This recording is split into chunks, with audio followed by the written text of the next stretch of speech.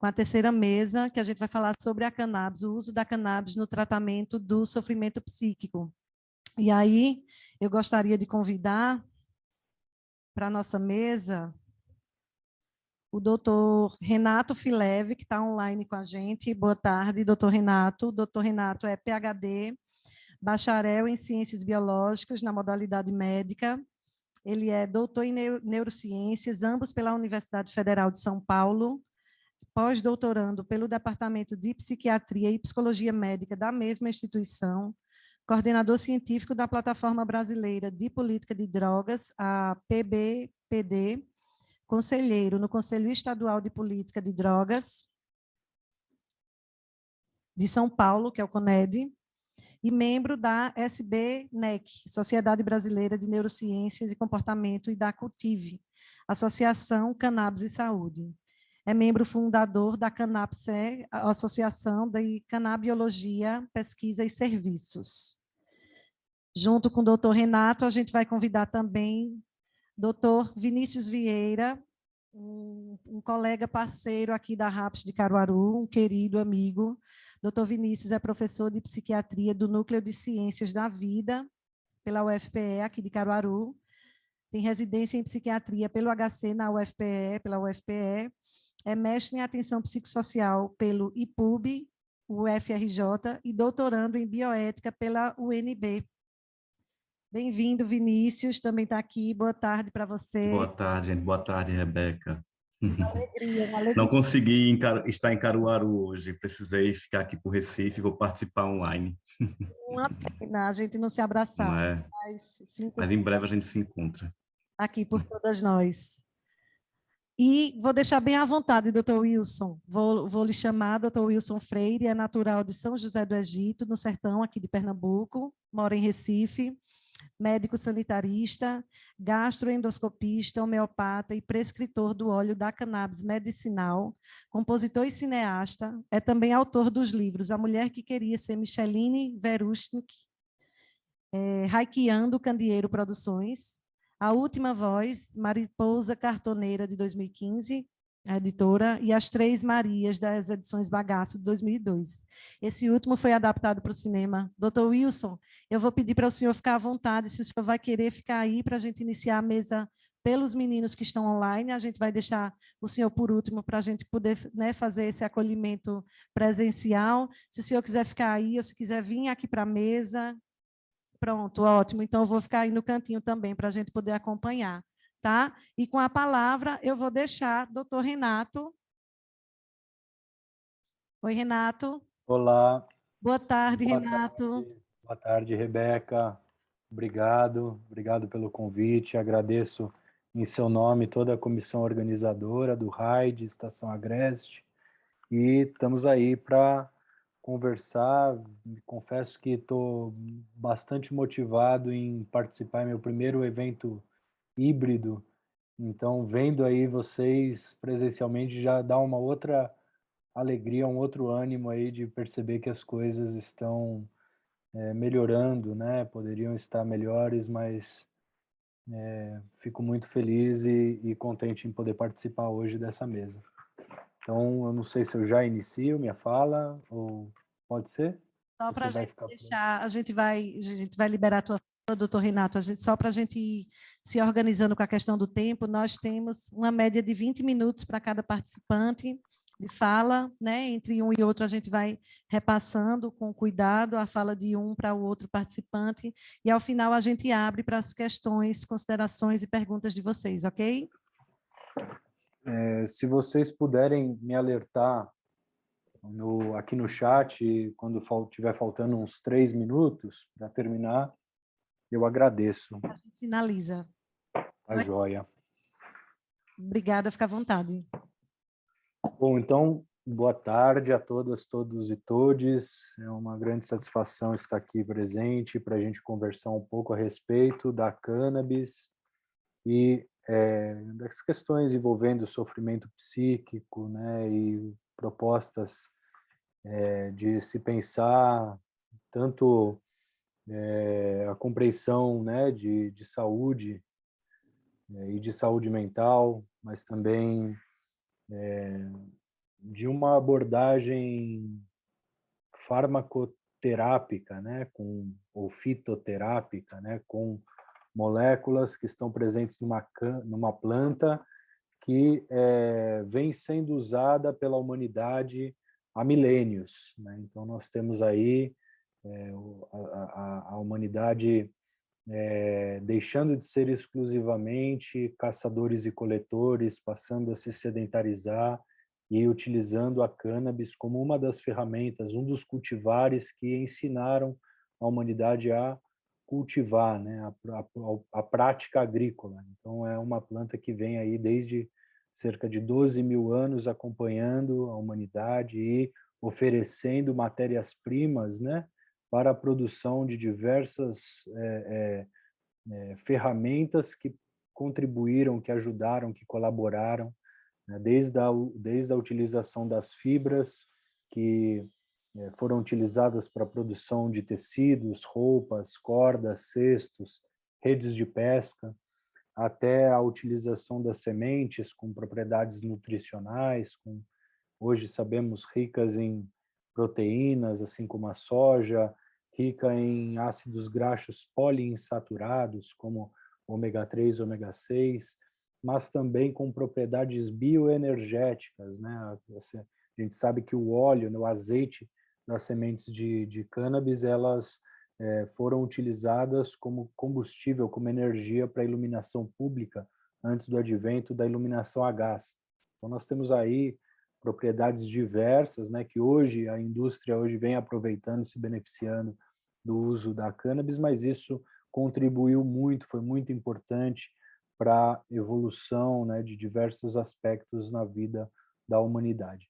E nesse sentido, o que a gente sabe também sobre a prática terapêutica com os fitocannabinoides, né, os componentes que são quase que exclusivos da cannabis, ele também remonta da antiguidade, né?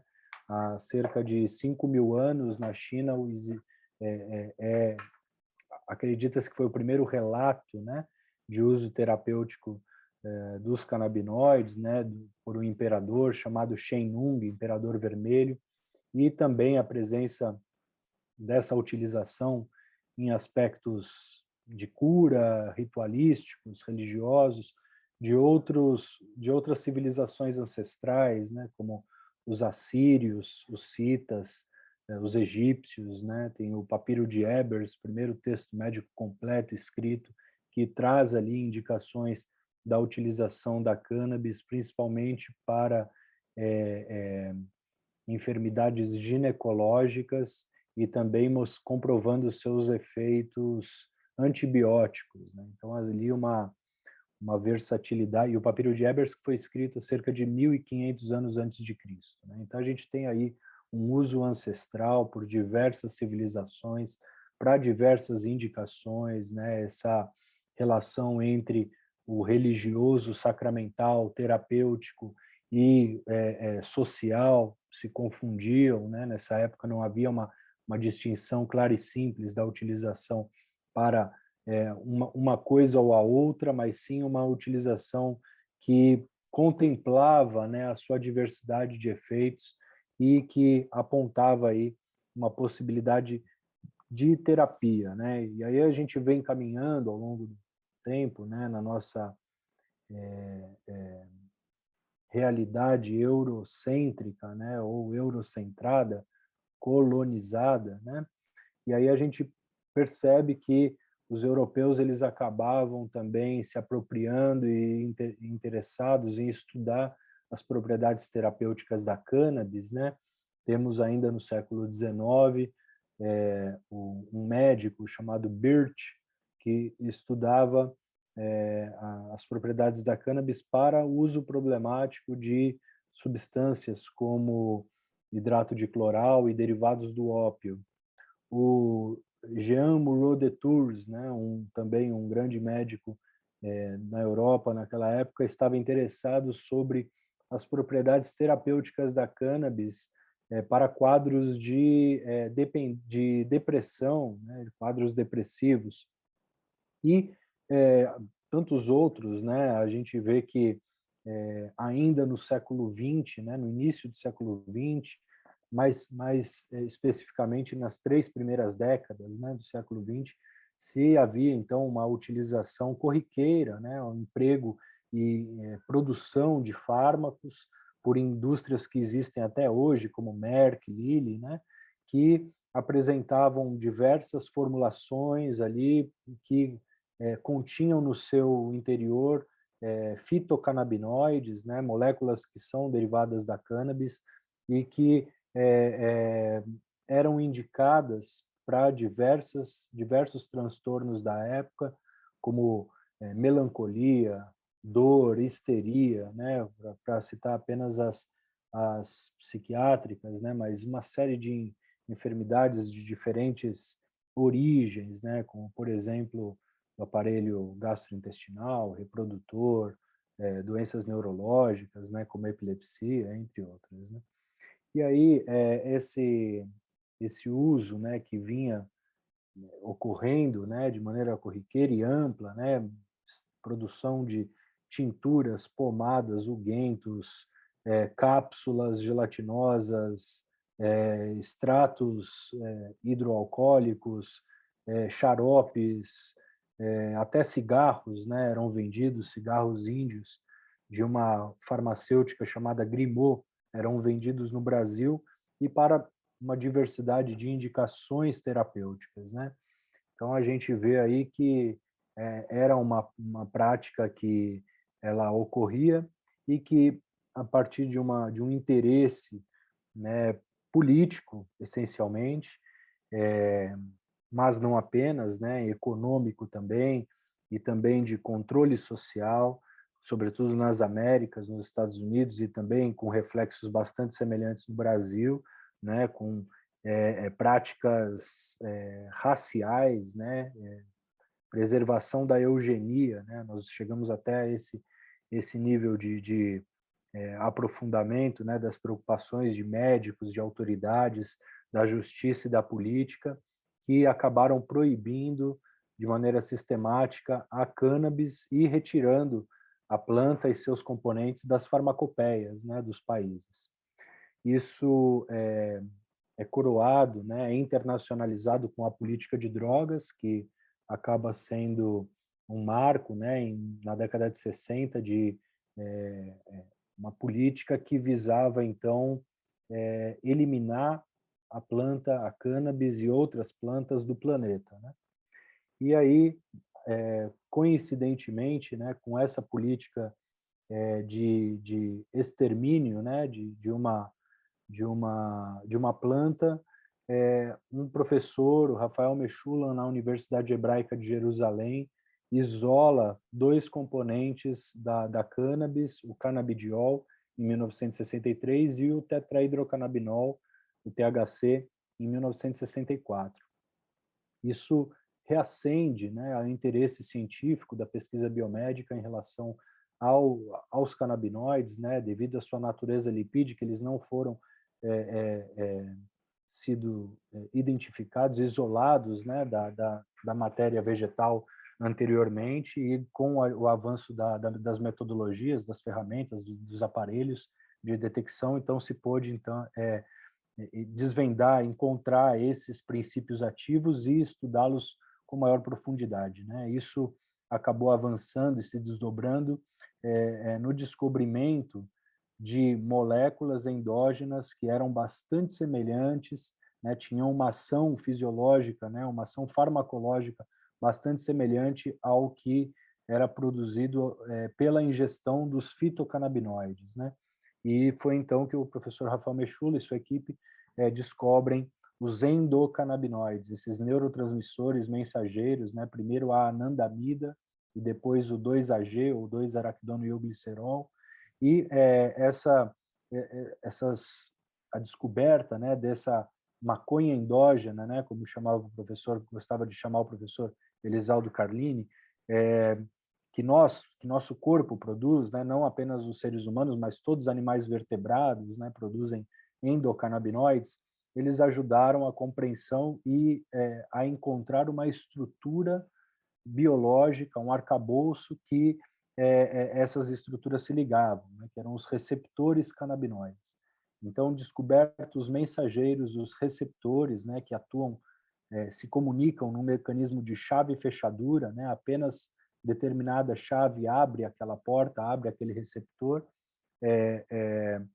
Foram encontrados também enzimas, né, que sintetizam, né, fazem a síntese e a degradação dessas moléculas. E nisso foi descoberto e descrito, no início dos anos 2000, o sistema endocannabinoide, né? E a partir daí, então, as pesquisas com cannabis, né, elas vêm se aprofundando para entender a compreensão, né, o papel desse sistema endocannabinoide em nosso organismo e por que ele está amplamente distribuído em tecidos, órgãos e sistemas, né, não apenas no sistema nervoso central e periférico, mas no sistema locomotor, muscular esquelético, cardiocirculatório, gastrointestinal, pulmonar, hepático, reprodutivo, excretor, na pele, no tecido adiposo, né? Está amplamente espalhado em nosso organismo, desempenhando um papel funcional, metabólico, psicológico e também atuando em processos patológicos que acometem o organismo humano, né? E aí, quando a gente vai pensar nesse sistema endocannabinoide, né, que foi recentemente descoberto, descrito a partir dos anos 2000, como que a gente vai poder pensar numa terapêutica, né, que atua nesse sistema endocannabinoide, nessa biologia, né, dentro de uma dimensão biopsicossocial, né? A gente está ali falando de transtornos psiquiátricos que são complexos, né, do sofrimento psíquico, que envolvem diferentes esferas na vida do indivíduo, né? Existem determinantes sociais em saúde que profundamente impactam, né, esse quadro, né, de indivíduos acometidos por transtornos psiquiátricos e a gente está pensando em uma interação farmacológica, né, com substâncias que atuam nesse arcabouço biológico que é o sistema endocannabinoide e como isso pode favorecer, né, beneficiar pessoas que são, né, têm a vida experimentada a partir, né, desses quadros, desses diagnósticos, né? E aí, como a gente vai pensar nessa dinâmica complexa, né, o sistema endocannabinoide ele é tão amplo, né, que ele tem um caráter personalizado, ou seja, indivíduos com a mesma enfermidade, né, como por exemplo o transtorno do espectro autista, né, eles podem responder de maneira totalmente diferente a um mesmo perfil molecular de canabinoides, a uma mesma dose de um grupo de canabinoides, né.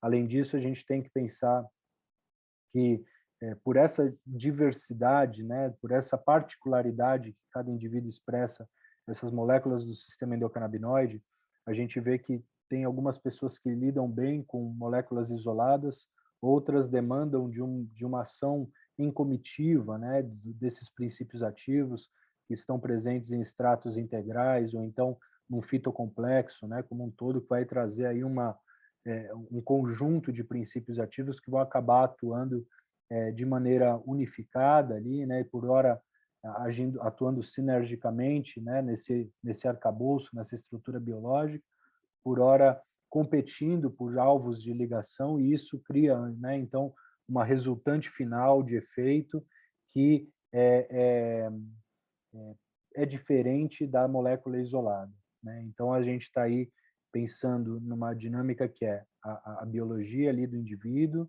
mais essa estrutura farmacológica que a gente apresenta, seja uma molécula isolada, seja um fitocomplexo, atuando com diversas moléculas, dentro de um contexto em que a cannabis é proibida. E aí, essa proibição ela varia em diferentes graus. Para determinados indivíduos, ela cria um acirramento, né, um perigo, um risco maior à vida do indivíduo, o consumo da cannabis, enquanto em outros esse uso ele é feito em ambientes protegidos, né, com elos estabelecidos, com vínculos estabelecidos, né. E aí tudo isso cria então esses desafios, né, essa dinâmica complexa da gente pensar na terapia envolvendo, né, ferramentas terapêuticas ou adjuvantes farmacológicos, né, que são essas moléculas, esses fitocannabinoides. E aí a gente vê que tem pesquisas para uma diversidade de transtornos atuais classificados pela psiquiatria, né, como transtorno do espectro autista, que eu já comentei, transtorno o TDAH, transtorno de ansiedade generalizada, uso problemático de substâncias, transtornos do humor, para surtos psicóticos, né, para quadros de psicose, e principalmente o papel do canabidiol. E aí a gente tem também a questão das variedades com um teor elevado do THC, né, que parece ser um dos fitocannabinoides que vem que permitem, né, um risco de eventos adversos maiores, né? O THC ele tem um efeito paradoxal, né? Ele em baixas doses ele pode apresentar efeito oposto do que ele apresenta em altas doses. Então, embora ele tenha, né, efeitos terapêuticos consistentes, né, evidenciados, inclusive empregados, né, reconhecidos pelo Ministério da Saúde, pela Anvisa, ele tem esse risco, né, sobretudo de quadros psiquiátricos, né, ansiedade, psicose, paranoia. Mas eu acho que ele traz também um componente que é interessante de ser refletido, né, que é o prazer, né, essa dimensão do prazer, da regulação do sono, do apetite, do bem-estar, da qualidade de vida, que são importantes na reabilitação de diversos transtornos, né? Então, acho que a dose, a compreensão da fitoterapia, né, a compreensão dessa dinâmica do sistema endocannabinoide, da interação de moléculas naturais, né, oriundas da cannabis, que vão dialogar com esse sistema, proporcionando mudanças, né, nos comportamentos, nos sintomas ali que o indivíduo está apresentando de diversas enfermidades, sejam elas psiquiátricas ou outras, né, ela vem despertando interesse, né, e da prática clínica com essas substâncias, né. Então, eu acredito que meu tempo já se passou, né. Eu acho que eu poderia aqui ficar falando muito mais tempo sobre isso, mas eu quero ouvir ainda os meus companheiros de mesa, né, o Vinícius, o Dr. Wilson, a Rebeca, e agradeço enormemente o convite ao professor Evaldo, ao professor Antônio Neri e a todos aí que fazem parte, que fazem o RAID acontecer. Muito obrigado, é uma grande satisfação estar com vocês.